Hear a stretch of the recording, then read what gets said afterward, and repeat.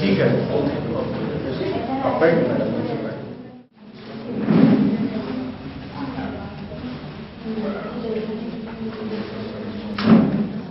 हम विकलांगता से संबंधित पूरी बात बताने के प्रयास करेंगे और आपके मन में जो भी प्रश्न होगा आप वो पूछेंगे। तो सबसे पहले आप यह जानिए कि जो विकलांग बच्चे होते हैं उनको हम लोग अब विकलांग शब्द से उन्हें अब नहीं बुलाते हैं। क्यों? यह कानूनी रूप से अवैध घोषित कर दिया गया है कि किसी व्यक्ति को आप विकलांग नहीं कह सकते हैं। अगर किसी को आप विकलांग कहते हैं तो उनके अंदर की जो भावना है उसमें ठेस पहुंचती है। क्या पहुंचती है कि नहीं? हर आदमी के अंदर में एक स्वाभिमान होता है। अगर उस स्वाभिमान को, उसकी जो कमी है उसको बताते हुए अगर ठेस पहुंचाया जाए तो व्यक्ति जो काम कर सकता है उसको भी करने के लिए वो आगे नहीं आएगा। अगर कोई व्यक्ति काला है, आप उसको बोलिए कि ये कितना काला आदमी है, तो उसका ध्यान कहाँ चला जाएगा? अपने शरीर पे चला जाएगा। कोई नाटा व्यक्ति है, उसको बोलिए कि देखो ये कितना नाटा आदमी है, तो उसका ध्यान चला जाएगा अपने शरीर की स्थिति पे। उनके अंदर जो गुण है, उनके अंदर जो ताकत है, उसको वो नहीं पहचान पाते। तो ये सरकार ने अभी किया है कि जो विकलांग बच्चे हैं उनको निःशक्त बोलना, निःशक्त, विशेष बच्चे। निःशक्त अगर नहीं बोल पाते हैं तो विशेष बच्चे बोलने, विशेष आवश्यकता वाले बच्चे बोलने, उनकी आवश्यकता अलग है। तो आज का जो समाज है वो बच्चों के अधिकार पे आधारित समाज की स्थापना की वकालत की जा रही है। विकलांग बच्चे हैं तो ऐसा नहीं कि वो किसी के दया के पात्र हैं। कोई विकलांग यहाँ पे है तो आप किसी के लिए दया हैं, ऐसा आप मत सोचें। आपका अधिकार है जीने का, आपका अधिकार है शिक्षा का, आपका अधिकार है रोजगार प्राप्त करने का, आपको मिलना चाहिए। उसके लिए आपको जागरूक होना पड़ेगा। आज हमारे देश में जो भी काम होती है उसके पीछे एक ग्रुप तैयार होता है जो उसकी मांग करता है। अगर आप मांग नहीं करेंगे तो सरकार जो है आपके लिए वो काम नहीं करेगी जो आप चाहते हैं। आज जो इतना काम हो रहा है विकलांगता के क्षेत्र में, इसके पीछे वजह है हमारे देश में 1995 में विकलांगता अधिनियम का लागू होना। विकलांगता अधिनियम जब 1995 में हमारे देश में लागू हुआ, तब विकलांग बच्चों के लिए उनके अधिकार की रक्षा करने के लिए पूरे देश में विकलांगता नीति बनाई गई और उसी की नीति के तहत हमारे देश में विकलांग बच्चों के लिए इतना ज्यादा काम हो रहा है। आपका नाम? एसवी पांडे। कहाँ से है? Local level committee Bokaro.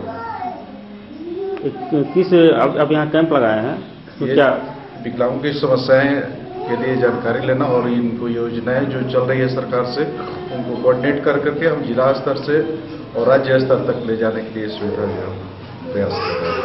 ये मेन उद्देश्य है हमारा नेशनल ट्रस्ट जो है लोकल लेवल गार्जियनशिप देना और उनके इंश्योरेंस के लिए जो भी फ्रीली गवर्नमेंट से इंश्योरेंस दे रही है या निःशक्त के लिए जो पेंशन योजना नहीं मिल रही है उनको दिलवाना। इसके बाद बीपीएल के अंतर्गत जो इंदिरा गांधी विकलांग पेंशन योजना 400 मिल रहा है, किनको मिलना चाहिए, किनको नहीं मिलना चाहिए, क्या क्या इनकी समस्या है, उनकी जानकारी देना है। विकलांगों के लिए कौन सी सुविधाएं अभी दी जा रही है?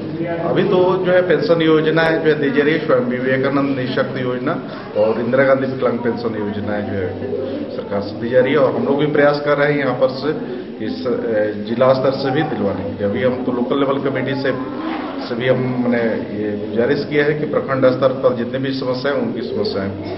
बहुत से विकलांग ऐसे हैं जिनका अभी सर्टिफिकेट नहीं बन पाया। नहीं, इनके लिए प्रयास जो प्रखंड स्तरीय जो है हम लोग प्रयास कर रहे हैं, प्रखंड स्तरीय कमेटी बने।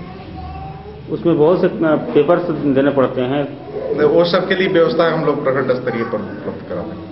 बहुत सारी जो भी है इनकी समस्याएं जैसे IQ टेस्टिंग कराना, ऑडियोमेट्री टेस्टिंग कराना, ये सब हम लोग जो प्रखंड स्तरीय प्रयास कर रहे हैं कि हम लोग यही उपलब्ध सब कुछ करा दें। घरों में जो बच्चे हैं, परिवार में जो बच्चे हैं जो स्कूल नहीं जाते हैं, क्यों नहीं जाते? उनको स्कूल जाना चाहिए। बच्चे बड़े हो गए हैं, इधर उधर घूम रहे हैं, कोई काम उनको नहीं है, उनको भी काम मिलना है। उसके बाद हम लोग उसके बारे में बात करें। आपका नाम?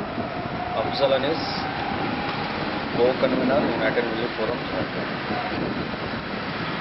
स्वयंसेवी होने के नाते आपसे एक सवाल है, विकलांगों के लिए जो भी कार्यक्रम चलाए जाते हैं उसका क्या फायदा पूर्ण रूप से मिल पाता है विकलांगों को?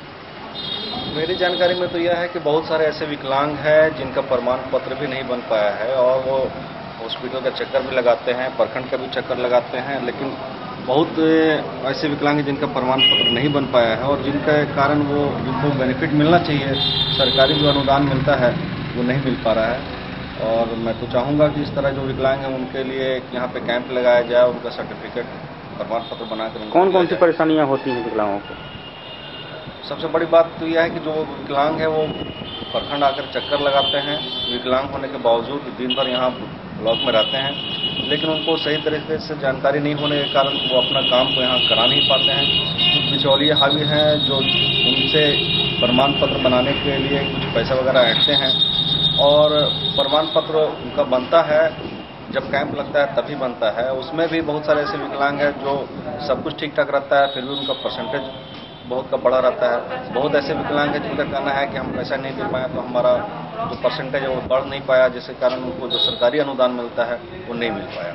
और बहुत सारे ऐसे 40 से नीचे जो विकलांग है, 40% से नीचे है उनका है और जिनका कोई भी सरकारी मदद उनको नहीं मिल पा रहा है। परेशानी होगी तब ना। जिनके घर में बच्चा है, एक